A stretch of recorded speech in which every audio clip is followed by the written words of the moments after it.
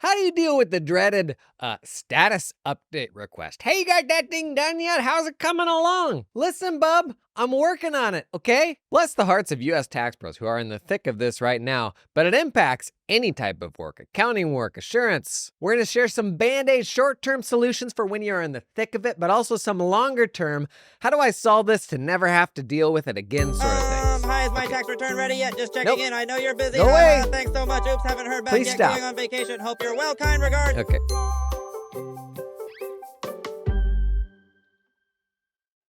Just checking in. How's it looking? Not to interrupt your work, but let me interrupt your work. Is it done? I'm just wondering.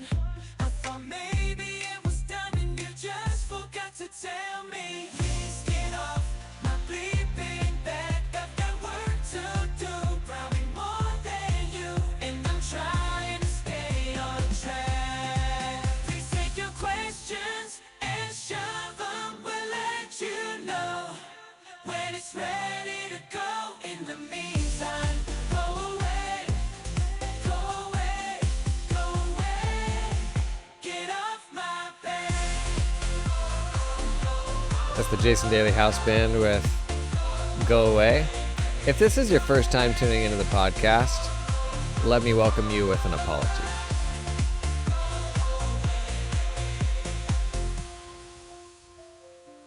Okay, status update requests. Just checking in. Is it done yet? Am I going to owe tax? When do you think it'll be done? Does the fact that I'm going on vacation mean that I can get it earlier? It is a tale as old as time, and it is a symptom of undercommunication. But that doesn't help me get out from what I'm stuck in right now, right? So, yes. Is it something that we probably could have had a better solution for up front? It is. But the reality is a lot of people, U.S. tax pros in particular, you're in the middle of it right now. So it doesn't really help for me to tell you that. I do think I'm noticing an interesting trend these days. As we all use products more and more aspects of our lives get kind of productized and built into software, that people expect product level things from services, from people who do services. When I'm not a product, I'm a person that does a thing. And maybe to a degree, it's a generational thing where you have, I definitely think generationally, folks will default to using software for a thing rather than a human for a thing. But you'll see people online who are like, I can log in and check my bank balance anytime, but why can't I log in and see when my landscaper last visited my house? And then somebody will reply and be like, if I needed to check when my landscaper last came to my house, what's the point of even having a landscaper? And then that conversation just goes in circles. People, I feel like, are increasingly demanding of service companies, expecting more product-like things from them. That is always being on, always being reachable. And to be honest, service businesses in general have probably trended the opposite direction. I mean, blame it on COVID, blame it on staffing, whatever you want to blame it on. It's probably just like reaching peak hustle is honestly probably what it is more than anything else. At the end of the day, it's a capacity thing. But we find ourselves at this weird intersection of needing to be premium because we cannot get lumped in with Bench, with TurboTax, with QuickBooks Live Bookkeeping, with the growing number of productized solutions, and AI is going to make this even, I don't want to say worse, but AI is going to help productized services continue to come up market. We don't want to get lumped in with all these productized services. And if we do, then we're ultimately living on borrowed time. So we have to differentiate the way in which we deliver our service. So we can't be a product, but some days it also feels like I can't be a service because I just can't do enough and I am just a person. So how do I deliver some aspects of being a product without getting lumped in with products, but still do so in a way that feels high touch, like that feels premium?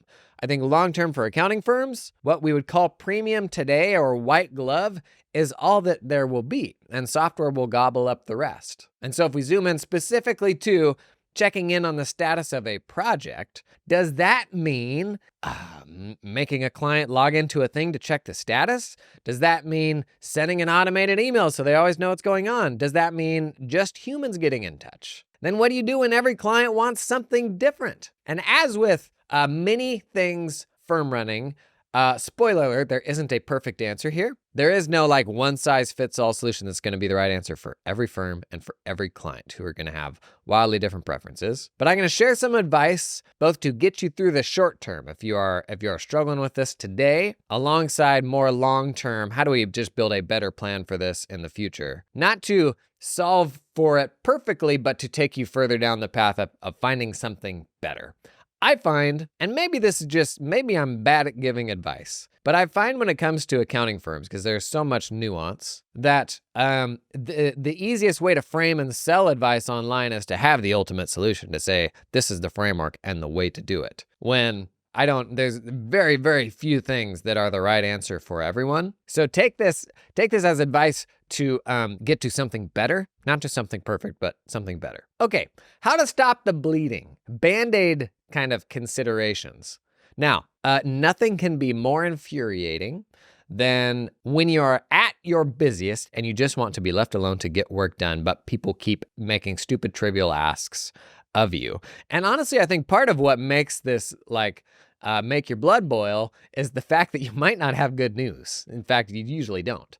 I'm annoyed that they're asking, but I'm also annoyed that it isn't done. And I would love to tell them that it is, but it just ain't. And it is worth trying to keep perspective of how clients can't see into what it is that you're dealing with and try to give them a bit of grace. Because honestly, the worst thing that you can do in this situation is ignore them or make them feel not valued.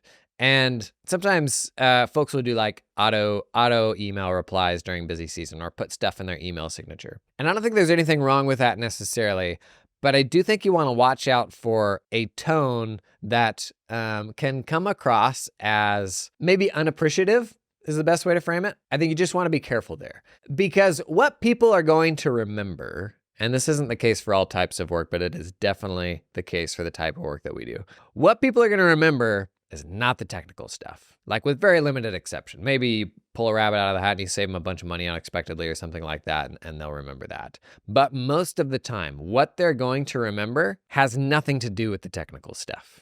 It is all the stupid stuff that honestly most of us don't want to fuss with, but as a byproduct of doing this business. It's being polite and being responsive and making them feel smart. Not talking down to them. When they think back on the experience of, getting the bookkeeping done or getting a tax return done or doing some advisory work, what they're going to remember is much more emotional, much more relational, and just like on a bigger scale comes back to the notion that anytime you are doing technical work or anything that the person isn't going to understand or can't visually look at and benchmark from A to B, they're going to make buying decisions, and their perception of it will be totally driven by the aspects of that process that they can understand, which is not the technical stuff. It's going to be how you come across in video, how clear your written communication is, how accessible you are. This episode is sponsored in part by the fine folks at ShareFile. ShareFile, it is a secure, easy-to-use collaboration and workflow solution made to meet the needs of your accounting firm and their clients. The ShareFile for Accounting solution helps enhance client onboarding processes, organize document collection, and orchestrate secure document exchange. With document status visibility, automated emails, and e-signature capabilities, ShareFile makes for a more modern client experience, because that stanky old client experience they have right now is not good enough. Stop emailing files back and forth. You're better than that. To learn more about how the ShareFile for Accounting solution can help increase your firm's workflow efficiency, security, and collaboration, go to sharefile.com or click the link in the show notes to learn more. This episode is sponsored in part by Cloud Accountant Staffing. Y'all know I'm a big advocate of hiring offshore. One of the biggest changes I made in my firm, we transitioned a legacy firm from 100% onshore local hiring to 100% distributed US and then 100% distributed globally hiring. And honestly is the best thing we did. It virtually alleviated all of our hiring pains, completely changed how we thought about staffing projects and the type of work that we wanted to bring on, because you know what? The folks we hired offshore, really freaking good. A lot of misconceptions around the type of people that you hire offshore because your enterprises will oftentimes use offshore folks for like menial work.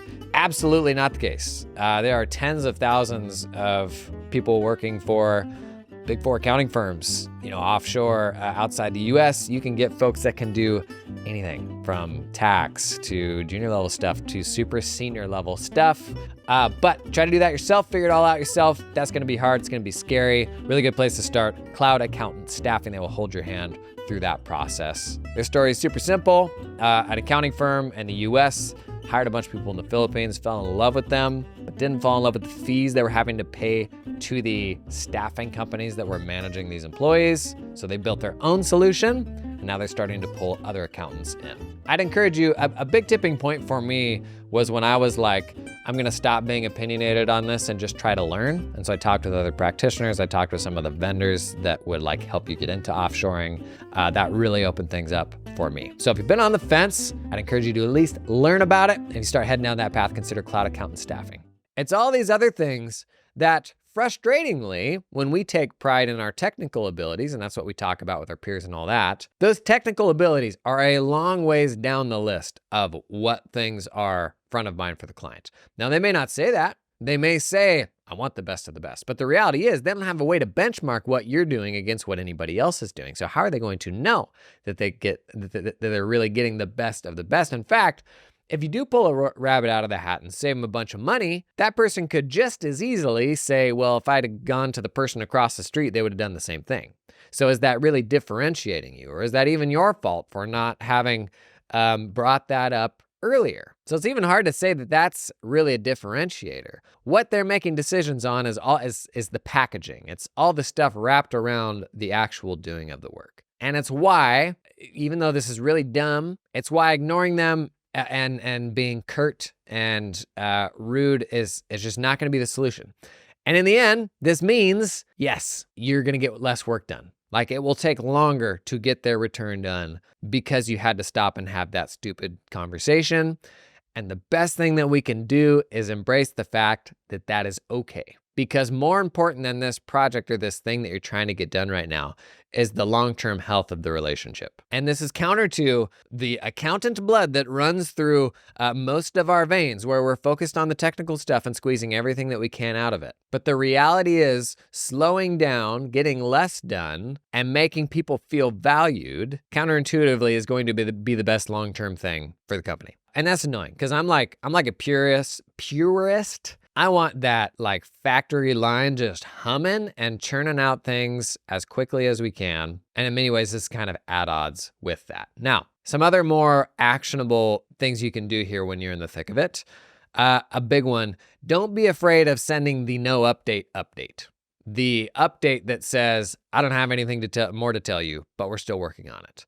People super appreciate that. And I think oftentimes we don't want to do that, or we're maybe afraid to do it because we don't like the fact that we don't have anything more to share and that we're still working on it. But that is better than nothing. And it's ensuring that they know you haven't forgotten about them, which is what a lot of this boils down to, I think.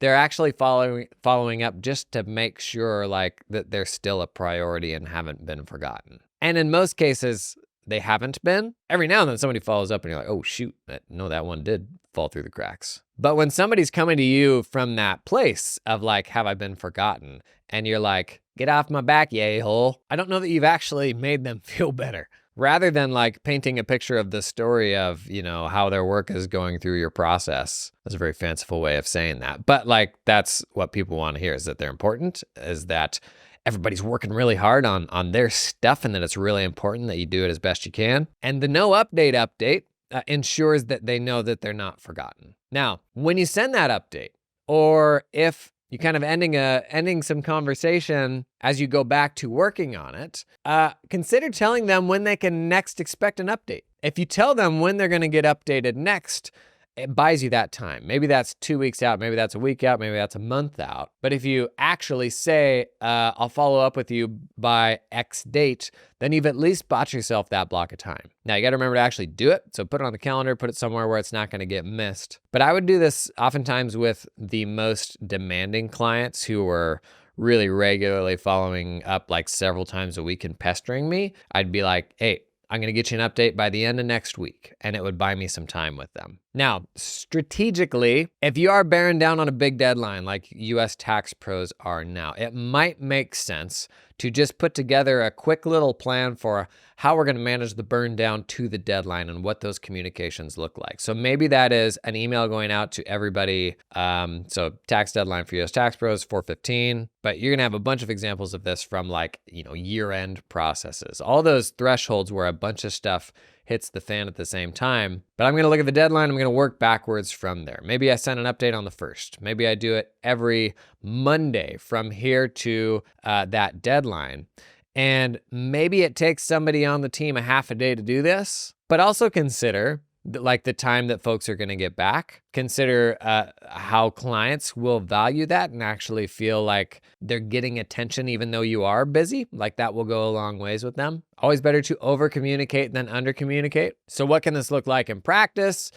This is probably going down the list of all the projects in process that are due on that date, or that person thinks they're at least going to get some sort of communication by that date. You got some templated communications for what those look like according to the status that a given project is in. So if it's in status X, like here is the message that goes out. And you probably have that person who will be sending those emails doing a quick run through with the people in charge of those accounts to say, here's what I've got on the list. And if there's, for some reason, any reason why that email shouldn't go out to that person or why it should be modified, then the person in charge can speak into that. Now, if you run a team, in a perfect world, this isn't your most technical, super busy people. And everybody's busy as you're coming up on a deadline. But in a perfect world, it's not your technical folks who are doing the heavy lifting on this, sending this email out, because sending emails out to everyone will trigger an avalanche of emails. So you don't necessarily want to start a new conversation to tie up that person's time further. And I mean, there's no solution here that just doesn't totally grind your gears on,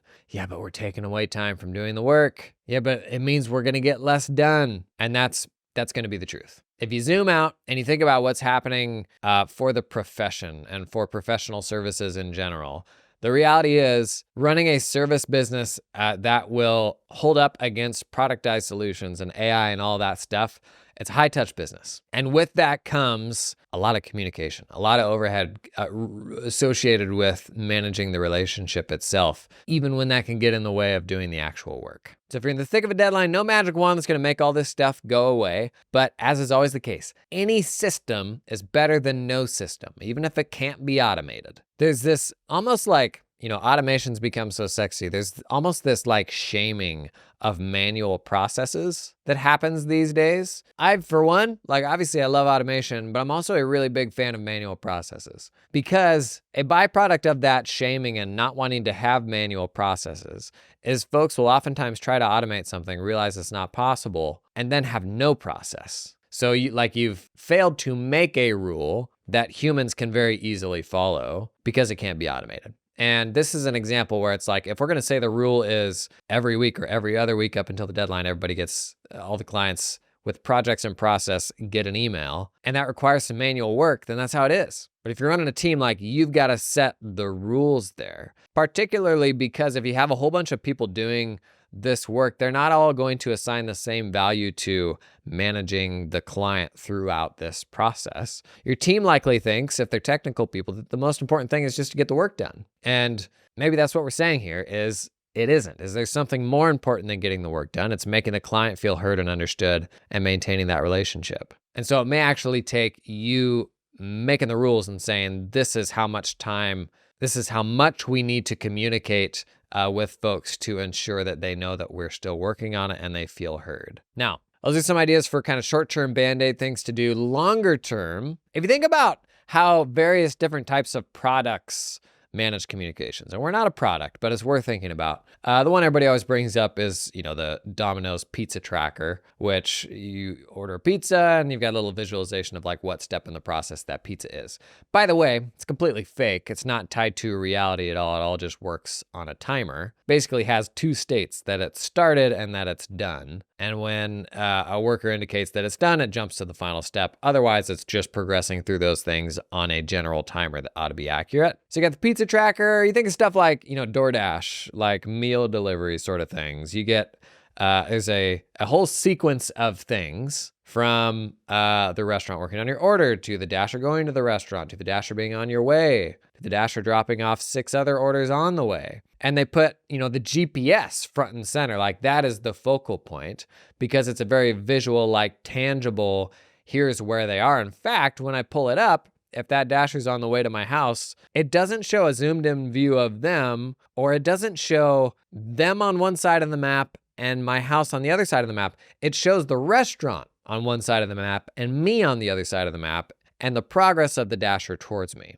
So they're doing all sorts of things to show the progress and show the work that they have done. You're getting mobile notifications for like every step along the way. And you compare that to, for example, shipping, like tracking packages. This can actually be a frustrating experience, especially if you're dealing with like more like freight carriers. There's fewer updates. When something goes across the country, it can be like a week to get an update because it's sitting in a truck somewhere. The other end of that spectrum is some areas where Amazon, like you can literally get updates when it's like they're 3 houses down, they're 2 houses down, like the other extreme end of the spectrum. So what can we take from this? The products like your DoorDash, your meal delivery, stuff like that, like they are the most optimized for human happiness versions of this, I think. Like they put a ton of money and research into what is going to be the perceived like best experience for the user. It ultimately doesn't change what time your food arrives, but it can have a big impact on your perception of the experience.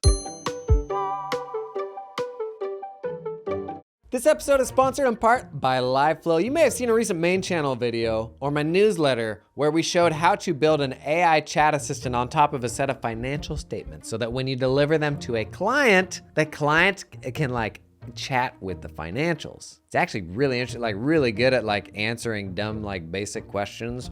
What happened to my office expense this month? You know those questions. And actually a really compelling way of building cool AI stuff right now is using LiveFlow to sync data from QuickBooks to your Google Sheets, because Google Sheets has an entire ecosystem of stuff built around it already. All sorts of other tools you can plug into Google Sheets. And when those tools can then see all of your accounting file stuff, I mean, LiveFlow lets you push like a whole bunch of the reports from QuickBooks, balance sheets, P&L, but also general ledgers, all of the detail you could possibly need. If you are looking for a really interesting way to like make your firm stand out, particularly if your clients are the type of folks who are into AI right now, it's a really cool way to do it. Use LiveFlow to bridge that data to the spreadsheet, and then AI tooling to take it from there. And then use that spreadsheet either by uploading it to an AI tool or via integration, letting people then like interact with that accounting information. Pretty cool. And if you're working with big clients like company groups, like I was doing before I got out of firm running, LiveFlow consolidation can actually roll up a whole bunch of those files and give you that reporting too. Imagine being able to chat with like consolidated reporting. That's pretty darn cool. If you wanna learn more about that one, check out the link to LiveFlow in the show notes. This episode is brought to you in part by TeamUp, helping you recruit top Filipino accountants without any ongoing monthly fees. The difference between TeamUp and all the other offshoring options is that TeamUp helps you hire staff directly. No middleman. You work directly with your new hire in the Philippines. Hire the person, not the company. Guys, gals, gang, here's just a few reasons to hire directly. You have access to higher level talent.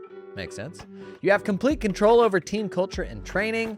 They keep 100% of what you pay them, and it's a lot more affordable for you, so you can retain your team for the long term. TeamUp can source accountants with experience working at US or Australian firms, familiar with tools like Xero, Cubio, and Dex. Also recruit specialist roles, team leaders, tax specialists, administrative assistants. Thought experiment. What if you had an executive assistant for the first time this tax season? Just throwing it out there. What would they do? Start at that email video I did on the main channel recently. Get help with that stanky old inbox. I digress. TeamUp recruits these talented folks for a flat one-time fee of $4,000 US American dollars. That's it, 4K one time. Somebody at Robert Half just did a spit take. Robert Half reference. We ever gonna get Robert Half to sponsor this pod? Not anymore. And they can connect you with an affordable employer of record if you need help with payroll and compliance once you hire that person. Big fan of hiring in the Philippines. You know I did a bunch of that. Check out the link in the description to learn more about TeamUp.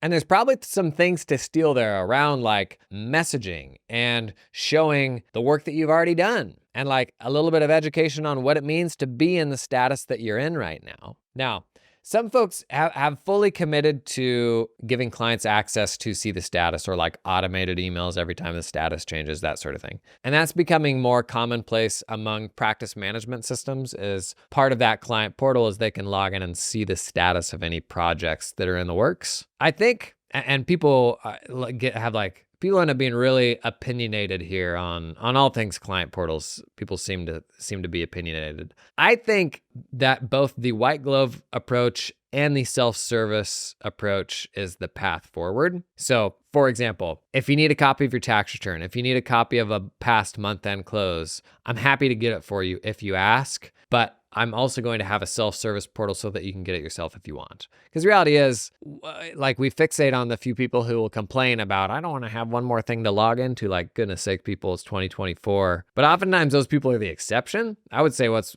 become much more normalized is people being able to log in to a portal and grab whatever they want when they need it. Like, I'm not calling somebody to get my utility bill. So for me, I'm going to do both, because I want the people who are happy to self-serve to be able to get that stuff immediately, to then obviously not have to bother me. But I also want them to feel taken care of. And oftentimes when those little trivial things come up, they will lead to something more. So somebody asks for a tax document, and that actually leads to a whole other conversation that wouldn't have happened otherwise. And so I don't mind still having that touch point. But the fact that I still want to have that touch point in my mind is not a reason to not have a portal, to not have a self-service solution. So when it comes to updating people on statuses, if I can manage this in my practice management system so people can like log in and see that, I think that's a win. I think that's a good thing. Automated emails on status changes, I'm unsure on that one. If it's too much, it can be spam. Also, because the software platforms are required to give them a way to opt out. I say that, I don't know if that's actually the case, because there's certain updates like that where you're allowed to not give them a way to opt out, but most platforms do. Because clients can generally opt out of those or start putting them in junk, which is even worse. I don't know that those automated notifications actually did anything to like get us to a standard across the board in our firm. Because if we're going to say the only way we're going to notify people is with these automated notifications, and then people send them to junk or opt out, then those people have now fallen through the cracks. They're not getting contacted on the cadence that we expect. So my opinion, especially, and I generally was more in favor of like running things more on the high touch end of the spectrum, because that's more protected from the productized solutions that are coming up market. I never got away from more personal updates, that coming from an actual person that the client knows. Now, I think the best thing that you can do here is, in a system agnostic way, doesn't matter how you do it, have a firm-wide policy on how much you're going to communicate. So for any projects in process, what is the rule? That the client has to hear from us every week, every 2 weeks? Make a rule across the board. And if there's some kind of automated ways to get there, great. But at the very least, there needs to be a manual process to ensure that you are following up with those clients, even if it is a no update. Again, over communication beats under communication. And I suspect the reason that most of us don't do this is maybe you don't have somebody on the team who would be that communicator. Like, I do think, and this is something firm owners go round and round on, do you have a client relations person? But then does that like fragment conversations with the client even more, where now they have to go to a tax person and a bookkeeping person and a client relations person? Did that really consolidate those two, or did it just add a third? I do think we need something, more along the lines of a paralegal, where like somehow your most technical people need someone who can help them, who is copied on the interactions you have with that client, who can be the one to manage these follow-ups, these status updates, these outbound status updates, so your clients don't have to make those requests of you. The way I was building my firm actually was wrapping a support team around all of our most technical people. So they would be in a pod, and each pod had, whether it was a junior person or an admin person, who was part of information gathering. So the most progressive accounting and tax firms I know, it is not the most technical people that are doing all the information gathering. It is somebody that is working with them to do that. You look at, US tax season, in most firms, tax professionals will spend upwards of a third of their time just gathering information and managing the documents they just got sent and putting them into the right format. All of this stuff that can be done by somebody who's not a technical subject matter expert or as a junior person. And then the time you're getting back from your most technical people there, that's gold. I'm an advocate of having, not unlike I want an admin assistant for me or a VA or something like that, building a version of that to support my most technical folks. Because if I go to them and I say, you need to email your clients every single week, they're going to be like, good one. But if they have somebody that can help them with that, your technical people are going to be like, that'll be great, because that'll take some of the pressure off of me to constantly be updating them on how things are going. So I know for some folks right now, this seems unreasonable or feels like a lot of work, but I think it's probably because the makeup of the team is not such that you have the right person to go do that job. And leveraging this more entry level or admin person to like put the cherry on top of the client service, like when a huge part of this whole thing is the perception of how that service went for the client, and a lower cost, easier to find person can be the one to enable that. That's perfect. That's exactly what we're looking for. Finding another technical subject matter expert who's even smarter and can do even more, astronomically expensive, hard to find.